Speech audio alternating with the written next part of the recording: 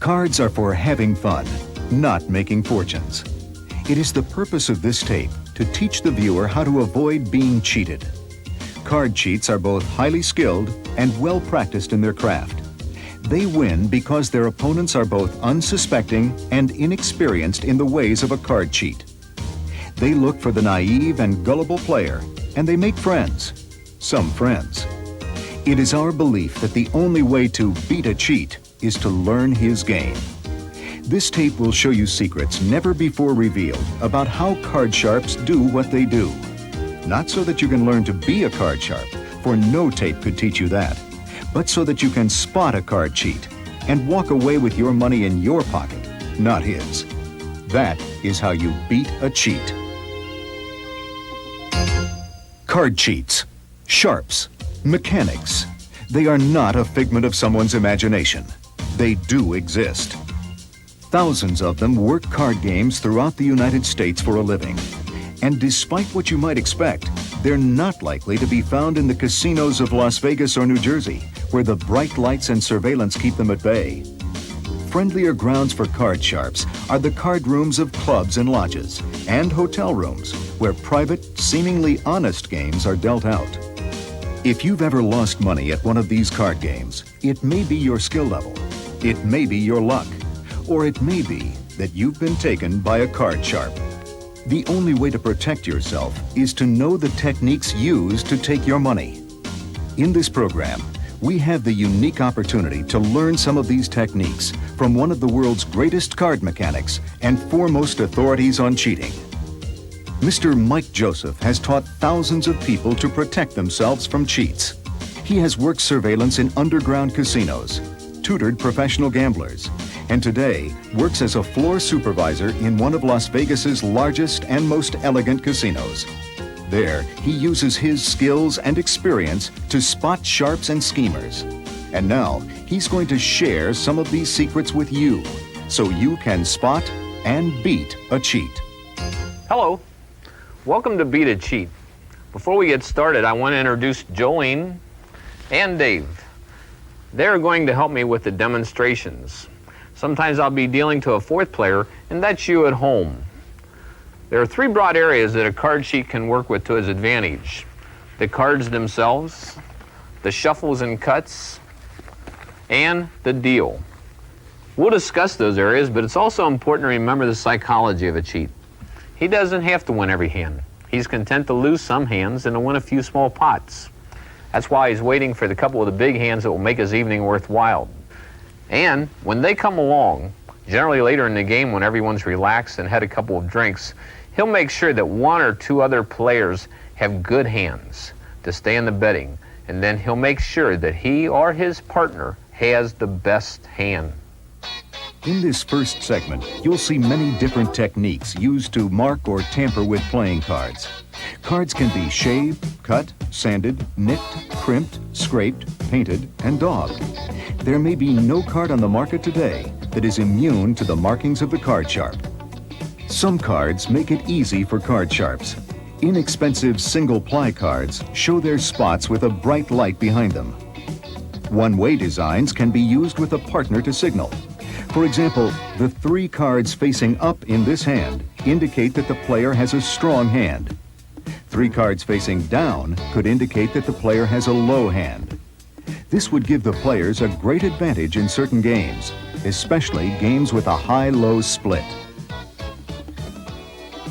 While you're not likely to encounter a professional card sharp at a game with souvenir cards, stick to games that use good quality two-ply cards with a conventional design. This means that the design is the same whichever way the card is turned.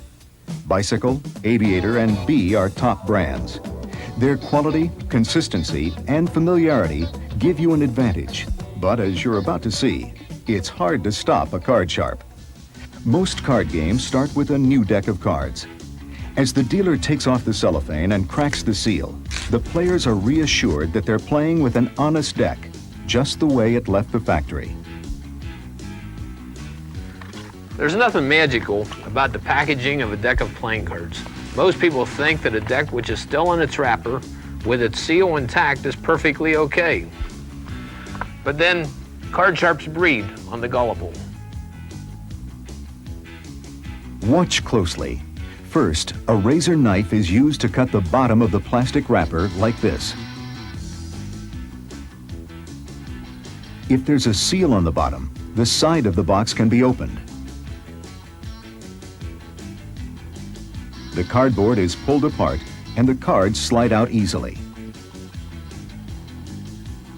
The cards can be doctored and put back in the box, which is then closed and sealed with two-sided tape. The cellophane is resealed with tape, and the average person will never know what hit them. Here, look at this. There are many ways to mark cards, and the systems you can develop are as endless as your imagination. Let's do that again. Look at the wing on your left-hand side. This deck is one of the oldest designs on the market today. The same design has been manufactured for over 80 years. Although you may not be able to spot it right away, we've marked this deck with a one-card marking system. That means that we have differentiated the low cards from the high cards. You'll notice that the wing here on the left card is different from the one on the right. This one has been straightened out by very carefully scraping away the ink with a razor knife, like this. Because this marking is done in the center of the card, it is known as a blackjack marking. A card sharp can add to the design of the card by matching the color of the card with ink or paint and blocking out certain areas. This is known as blockout work. Here is a deck that is marked to indicate only the high cards. By using a matching red ink, the birds are blocked out according to the value of the card. Here, there is only one bird, indicating a 10. Here, two birds, indicating a jack. 3, a queen. 4, a king. And 5, an ace. A different marking system is used with this diamond pattern design. The row of diamonds on the edge is used as a scale, with the appropriate diamond slightly enlarged to reveal the card's value. If the first diamond from the left is enlarged, it indicates an ace. The second over, a king, and so on through the values. This system is a very common method of card marking. You may wonder how it's possible to see these small markings across the poker table. It's almost impossible, unless you know where to look, because you marked the deck. If you brought out a deck of cards for your weekly poker game that looked like this, you'd quickly be shown the door. But the cheating technique known as shading works on the very same principle. Years ago, a gambler bought a deck of cards, and then 3 months later, bought the same brand with the same design and stumbled on something by accident. Comparing the two decks, he realized that the inks were different. One was lighter than the other. And by taking all the high cards from the light deck and all the low cards from the dark deck, he created a simple marking system. Today, this situation still exists. Inks and paper used to make cards change from time to time, resulting in subtle differences among decks. Although the differences may be hard to see on your TV, they are obvious to the card sharp. The professional card sharp doesn't have to wait for variations to create a shaded deck. He makes his own. He might mix a poker deck with a pinochle deck. Or a simple method is to use the sun's light to slightly bleach selected cards. A card sharp will probably use a more sophisticated method. In the bottle is a combination of clear acrylic floor wax and red food coloring. A card sharp will apply a solution like this to a small area of the back of the cards with a cotton swab to make a shaded deck. Or he might take car wax and buff the backs of the cards. This makes the white portion of the card turn slightly yellow. Something you can be alert to is a deck with mixed finishes. Card designs come in a variety of finishes, with names like air cushion, linen, and cambric. They each have a slightly different feel, so that a sharp can tell high from low by touch alone. Here's another marking system used with the all-over card design. This is what is known as a trim deck. As you can see, The card on the right is trimmed differently than the card on the left. Look at the blue diamonds. In this manner, it is possible to create a simple one-way system with the size of the diamonds indicating the value of the cards. Here you'll see that half a diamond on the top row indicates a 2, 3, 4, or 5. 1/4 diamond shows a 6, 7, or 8, and a full diamond indicates a value of 9 through ace. These trim variations arise from the manufacturing process and are assembled by the cheat by combining cards from a number of decks. Or he can trim the deck himself. Let's take a look at our card sharp in action.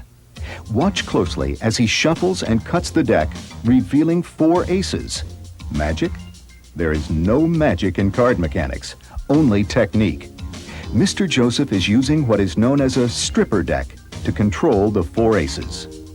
Although this looks like a regular deck, if you were to look close, you would notice that 4 of the cards are larger than the rest, giving me the ability to locate the 4 aces as I handle the deck while dealing. This is one of the oldest tricks in the Card Sharp's book. First, the card sharp will remove all of the key cards from the deck. He will then take the remainder of the deck and sand down the sides with emery or glass paper. The trick is to sand down just enough of the edges so that the key cards are slightly larger than the other cards. This will enable him to locate them by touch as he shuffles or handles the deck. The sharp has no problem controlling the oversized cards. If I took the King of Diamonds and tore off the top edge and put it back into the deck, it would talk to me. Listen to the difference in sound made by this type of card.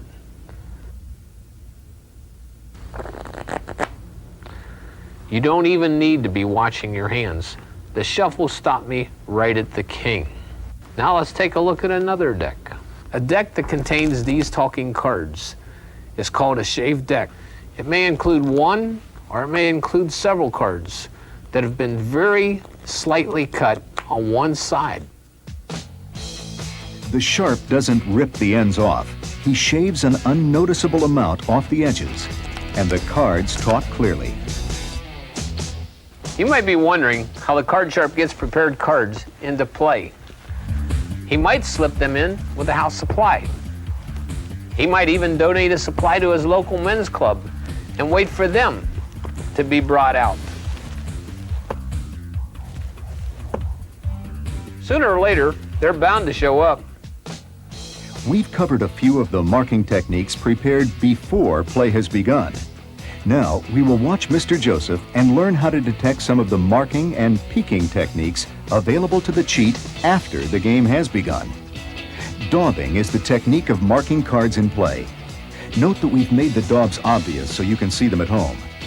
The cards can be daubed with skin oil, earwax, or many other substances, including lipstick, a favorite of lady hustlers. Casually fingering my tie wouldn't attract attention, would it, Dave? But did you know on the back of my tie I have a container of grease? It's a substance called daub. It's used to mark key cards in certain locations. Daub can be hidden in just about any location. Underneath my shoe, in my pocket, in a pack of cigarettes, and yes, even behind my tie.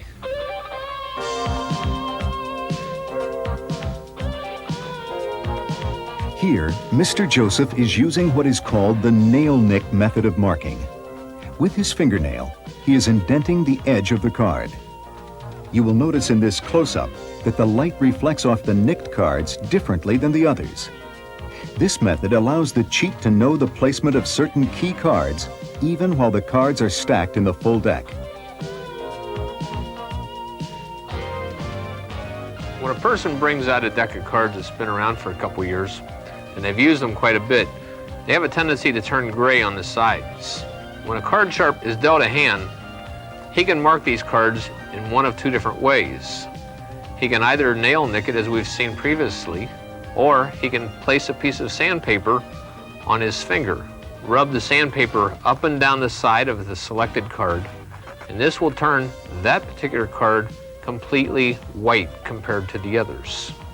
This card stands out and is very easy for a card sharp to pull out and put it in any location he so desires. You might wonder why so many card players wear a diamond ring on their little finger. Style? Maybe, but it's also a tool to prick the cards. I'm making this look obvious, but if I didn't want to, you'd never know it. The prick is positioned so that the sharp's thumb can feel it as he deals. Then he deals seconds until the pricked card comes to him. Another method is to simply bend certain cards. This doesn't have the sophistication some of the other methods have, but it also doesn't attract attention and can give the cheat a leg up. Suppose we have a low card and a high card. High cards are bent this way, as if signaling the dealer you want to hit. When he bends the low card, it's as if he's just laying it down. When the cards are turned over, the high cards will have a raised edge. The low cards will come down and touch the felt. This gives a player a substantial edge when he's looking at another player's hands. And these are called bend cards or wave cards. Can you spot the cheating technique Jolene is using? Take a look from her point of view. These are called shiners. Lots of things will give you a good reflection. A wedding band, a glass of water on a black coaster, a money clip, yes, or even a woman's shiny fingernail polish. With his control, the sharp can peek at the cards in a number of ways during the game. The marking and peeking techniques that we have shown are potent weapons in the card sharp's arsenal. With them, he can know what cards his opponents are holding, or he can identify cards in the deck and manipulate them into favorable positions.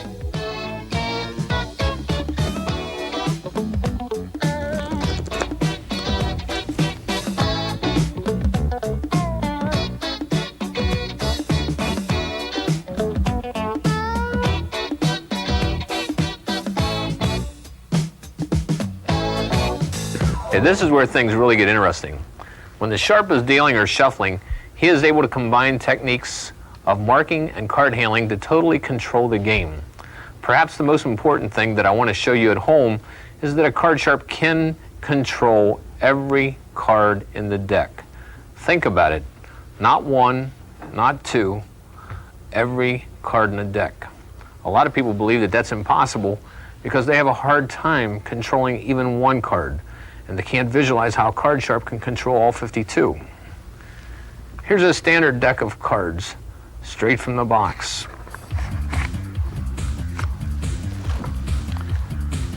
First thing I want you to notice is how they come packed. And so it's important you remember this. Hearts, clubs, diamonds, and spades.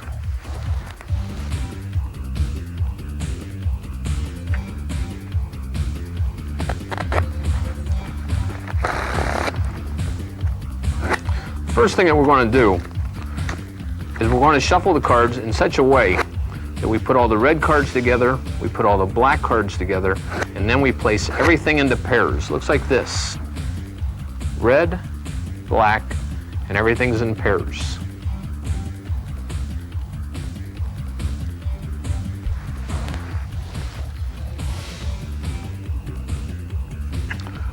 Now what we're going to do is we're going to place everything in fours. All the aces through the kings will now be in fours.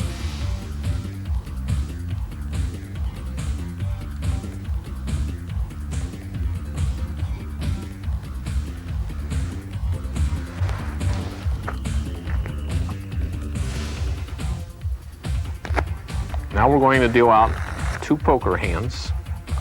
We're going to give the first person 4 kings, second person 7s and 6s.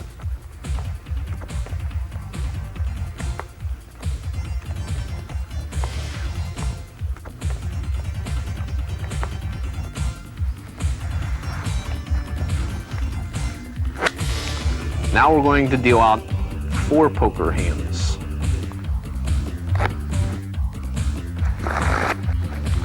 We're going to give the first person 4 kings, second person 10s and 9s, third person 7s and 6s, and the fourth person 4 3s. Kings, 10s and 9s, 7s and 6s, 4 3s. just read them across.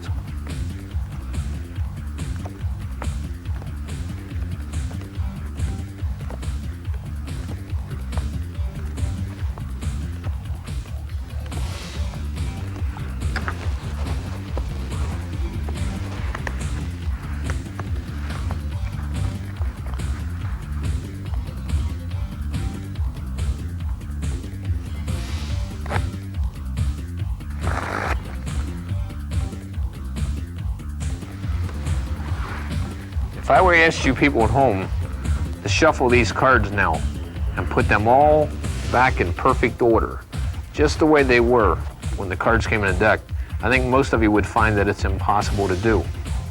But let's watch a card sharp and see exactly what he can do. What we're doing is a table faro, and with 8 perfect shuffles, the cards actually return back to their original position. We've got 2 more shuffles to do, and I think you'll see that the cards are back just the way they were when we first got started.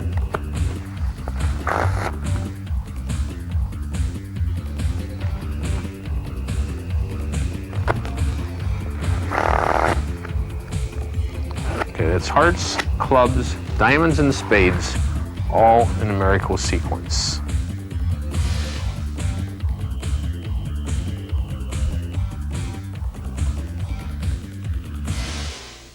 The key technique in what you have just seen is what's called a faro, or perfect shuffle. This means that there's a perfect one-to-one interweave of the cards.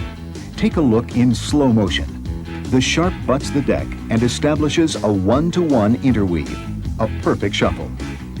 Using this shuffle and his knowledge of the mathematical formula involved, the sharp can rearrange the deck to his liking.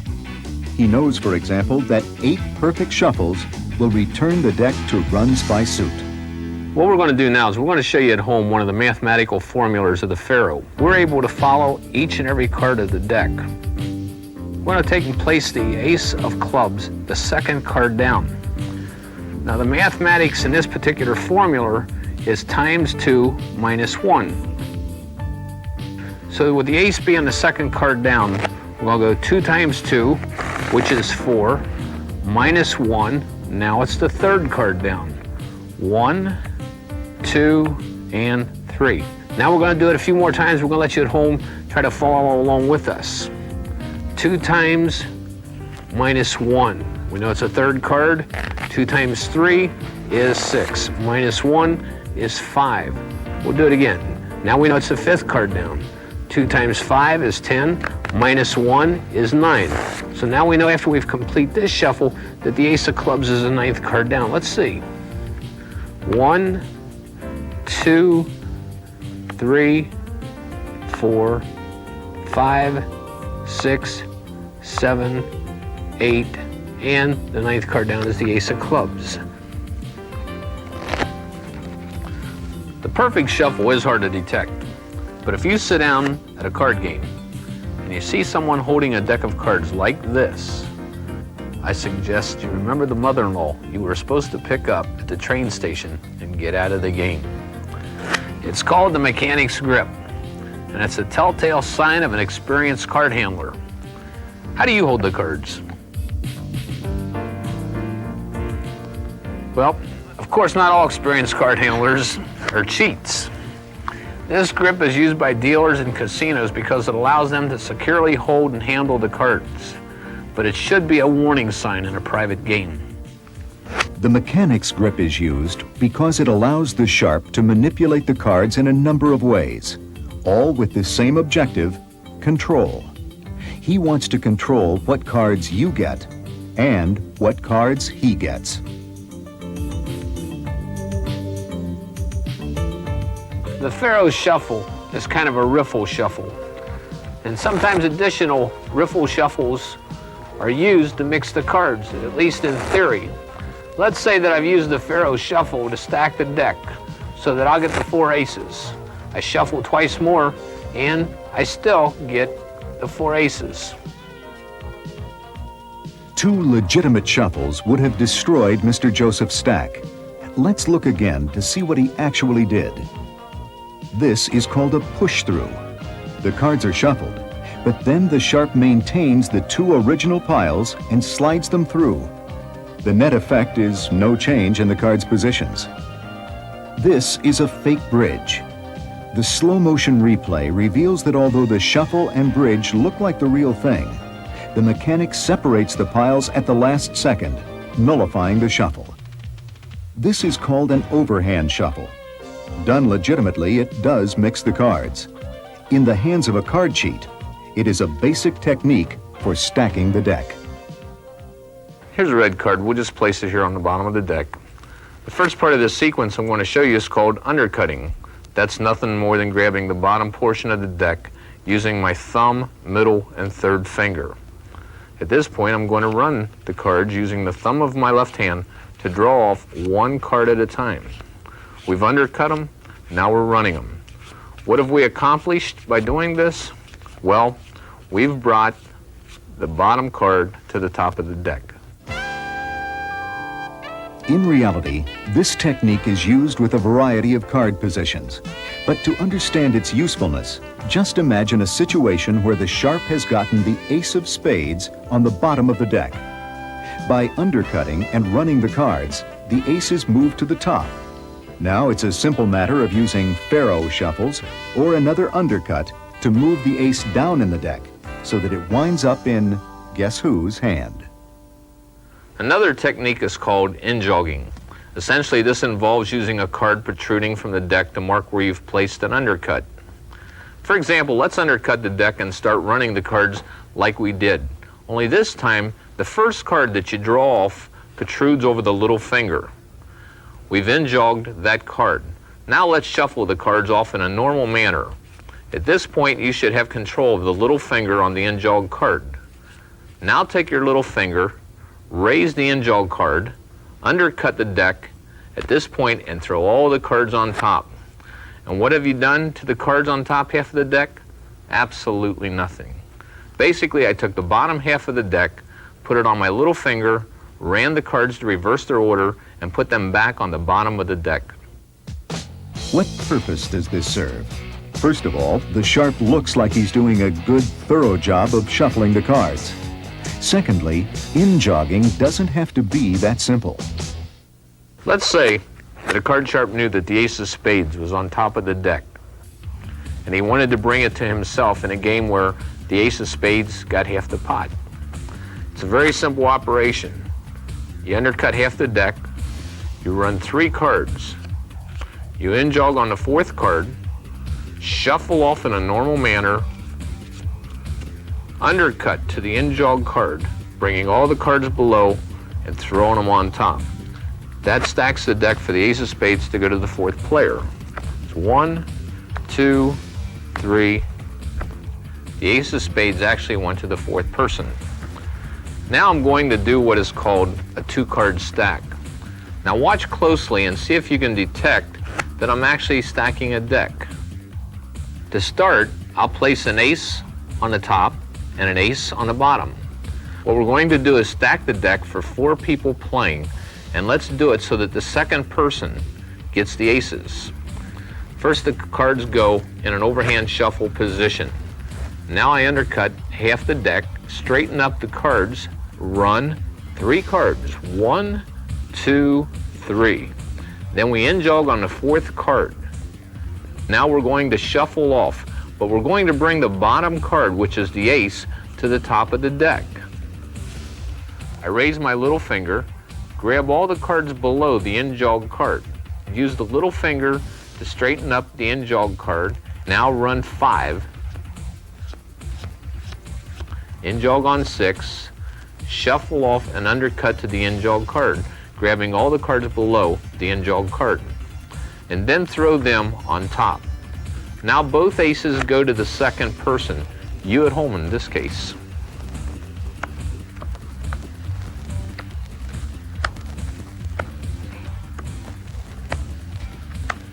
There are many ways to stack a deck. Every card sharp has his favorite techniques.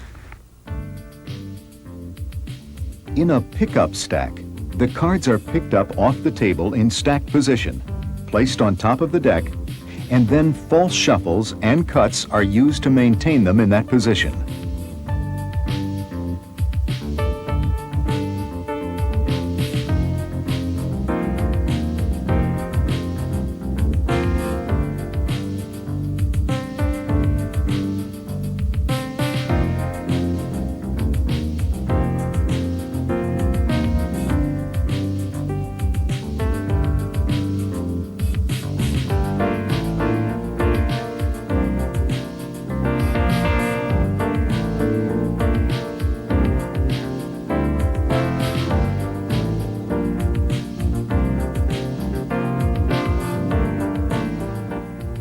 This is what you call a haymaker stack.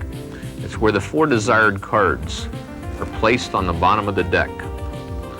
As the dealer gets ready to shuffle, he'll draw off 1 card from the top and 1 card at the bottom simultaneously. 1 from the top, 1 from the bottom. This is done 4 times. On the 5th go down, he will in-jog the top card to keep control, shuffle off, undercut to the in-jog card, and throw that stacked portion back on top. Now we'll go through the same series, only this time it'll be 8 times. It's 1 from the top, 1 from the bottom, and we're going to do that 8 times. Okay, at this point the deck is already stacked. Now we're going to in-jog the top card, shuffle off, undercut to the in-jog, and throw on top. And the deck is stacked for the 4 kings to go to the first player.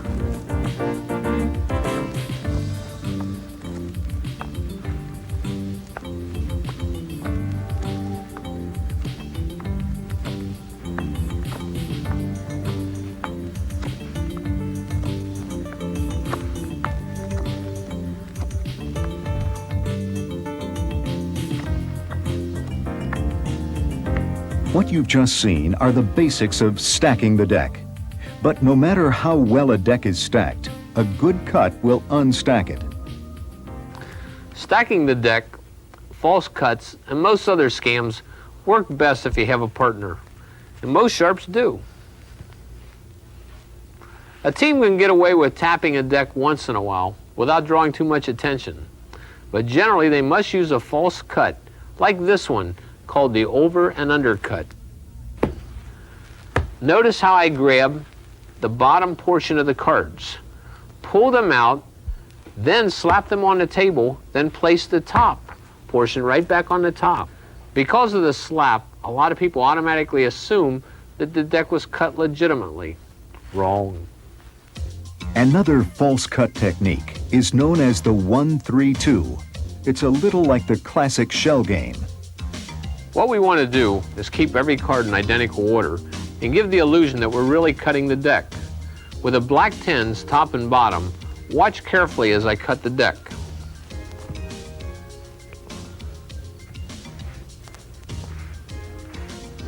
Everything is still the same. Let's look at that again. All we're doing is taking the top portion of the deck off, dropping a middle portion on the left, and then putting the piles back in the same order, exactly the way they came off the deck. One of my favorites is also called a 1-3-2 or shuffle cut, but it's done in the hand. The card sharp draws off the bottom portion of the deck, places 3/4 on top, draws off the other bottom portion, places it on top, and then brings the remaining cards on top. And again we have the 2 10s right back where they started. Even without a partner, there are cuts a card mechanic can use to maintain a stacked deck.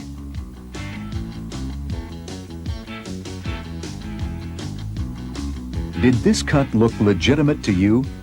What looked like a slight fumble is actually called a shift. He just placed the 10 back on top and a 10 back on the bottom of the deck. Nothing changed. Once you take your eyes off a card sharp's hands, he can do anything he wants with a deck of playing cards. Let's see how that happened. Before he gave you the cards, he had crimped the bottom card of the deck. He set the cards down, and as he did, you actually cut the deck. Picking up the cards, he used his thumb to break at the crimped card. He inserted his little finger and placed the cards back on top. Now, the 10s have returned to the top and bottom. Another type of forced cut is called bridging the cards. It's done in a case like this with a thumb. I bridge the cards, shuffle them. I do a push through. I now place the cards in front of the player to cut. We began this shuffle with a 10 on the top and a 10 on the bottom. What have we got now? A 10 on the top and a 10 on the bottom. What we're going to do now is a 1-card cut. This is done when a deck has been stacked and you have to hand them off to someone to be cut. So what we're going to do is we're going to let you watch exactly what happens. We're going to place the 4 aces on top of the deck, and then we're going to go through a series of false shuffles. And we're going to control those 4 aces by an in-jog. Bring them back to the top of the deck. Now, this time we're going to add 1 card to the top of the 4 aces, shuffle off, undercut to the in-jog card, and throw them on top. Now, I would hand off to my confederate, who would pick up the cards, hold onto the top card, cut all the cards below, throw them on top, give them back to me. Now, we're ready to deal. Again, what he did was place his index finger on the top card, pull the underneath portion, and throw them back on top. Let's say that Dave has stacked the deck. There is one cut that can be made so that a card sharp cannot take advantage of you. It's called the sandwich cut. It's where the center portion of the deck is brought out. It's split in half. Cards in the left hand are placed on, and then the top is placed on. This is the best cut that you can make if you suspect someone of stacking the deck on you. Let's see that once more. Bring the cards from the center portion of the deck, break them in half, put these 2 together, and sandwich them. Let's review what we've done so far.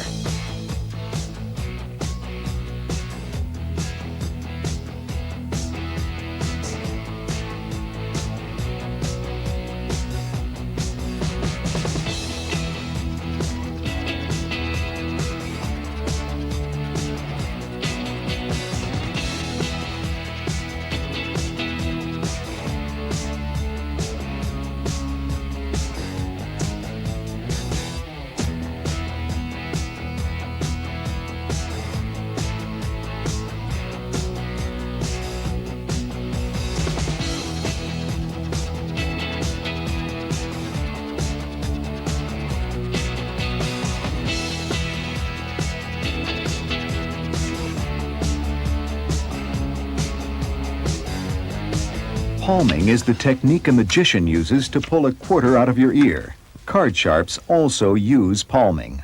Palming or holding out cards can come in handy in a number of situations. The card sharp may place the cards to be palmed on top of the deck. Palm them off, then return the stack to the top of the deck and ready to deal. Here, Mr. Joseph demonstrates a palming technique to control only 1 card. Remember, the control of only 1 card can be a tremendous advantage. Mr. Joseph is about to throw his hand away. As you can see, the ace is copped from play. The right thumb does all the dirty work at the exact moment the hand is tossed away. Watch again as the 1-card palm is executed in slow motion. Anytime a card is copped and held out from play, the intention is to switch it back in at the most profitable time, when the cheater needs that extra edge to win. Switching the card back into play is called mucking. Let's look at that again in slow motion. One thing every card cheat needs is guts. And some of the moves that a cheat makes are amazingly bold. A friendly game of gin lends itself to a variety of manipulations. Jolene and I are going to have a little friendly game of gin. Mr. Joseph's hand has a little bonus. While dealing, he simply takes 2 or 3 cards instead of 1.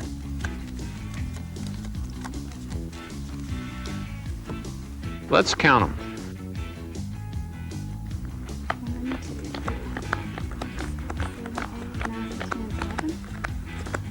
I've got 2 extra. One of the favorites of gin players is the peek. They make it appear as though they're looking at the top card to see what card they're going to draw, but actually they're looking at the top 2 cards, their card and the next player's card. If they see they like that card, then they will snap it off into their hand. The possibilities are almost endless. When the sharp is the dealer of a hand, new opportunities arise. A good mechanic has a number of dealing techniques that he can use to take advantage of marked cards or key cards that he has positioned. Let's say he has an ace on the top of the deck while dealing. He wants to make sure that it goes to himself rather than to an opponent. The sharp deals seconds, that is, the second card down, until he gets to himself. Let's do it again in slow motion.